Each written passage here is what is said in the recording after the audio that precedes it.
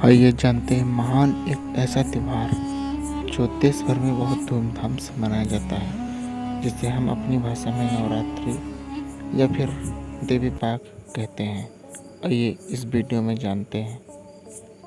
माता कात्यायनी की पूजा से ऐसा फल मिलता है कि जिसका कभी भी नाश नहीं होता है। यही नहीं, देवी के इस रूप की पूजा करने से अज्ञा चक्र जागृत होता है। इससे अज्ञात और भय का नाश होता है और तनाव से भी राहत मिलती है। ऐसे में अगर नवरात्रि के छठे दिन कन्या पूजन किया जाए तो देवी माँ अत्यंत प्रसन्न होती हैं।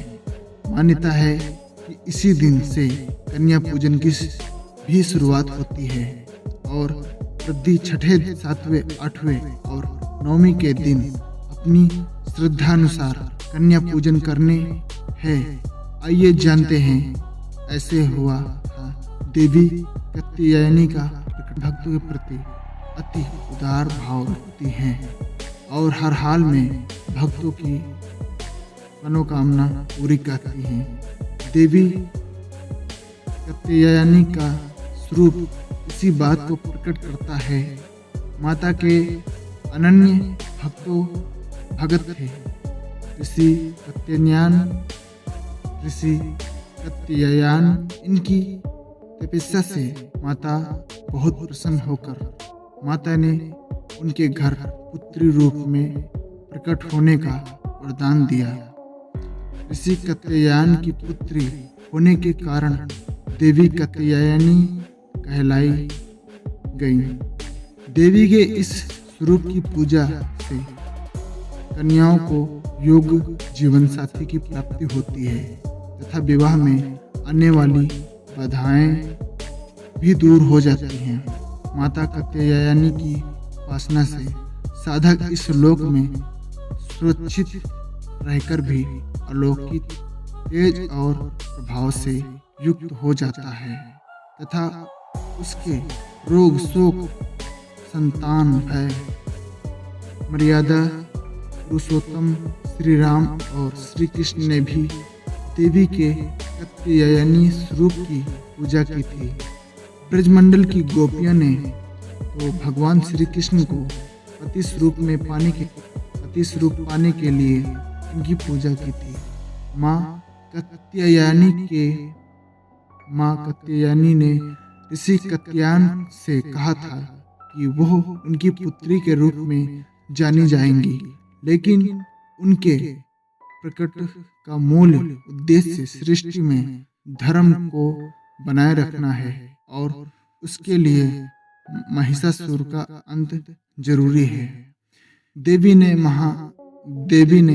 महिषासुर का अंत करके जगत को अभय प्राप्त किया।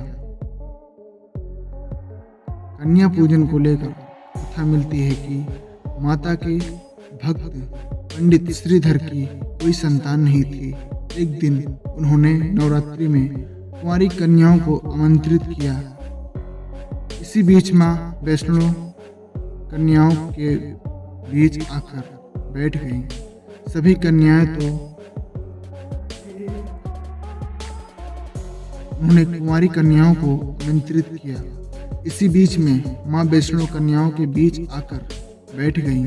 सभी कन्याएं तो भोजन करके और दक्षिणा लेकर चली गईं, लेकिन माता रानी वहीं बैठी रहीं। उन्होंने पंडित श्रीधर से कहा कि तुम एक भंडारा रखो और उसमें पूरे गांव को आमंत्रित करो। इसी भंडारे में भैरवनाथ जी आए और उनका वहीं से अंत आरंभ हुआ। माँ ने भैरवनाथ का अंत करने के साथ ही उसका उद्धार भी किया। तब से नवरात्रि में कन्या पूजन करने का विधान माना जाता है। मानता है कि कन्या पूजन से माँ भगवती अत्यंत प्रसन्न होती हैं और मनोवांछित मनोकामना की पूरी सिद्धि प्राप्त करती हैं, मनोकामना पूरी प्राप्त करती हैं।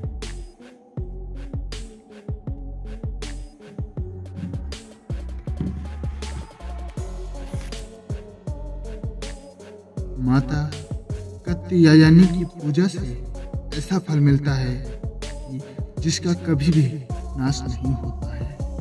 यही नहीं, देवी के इस रूप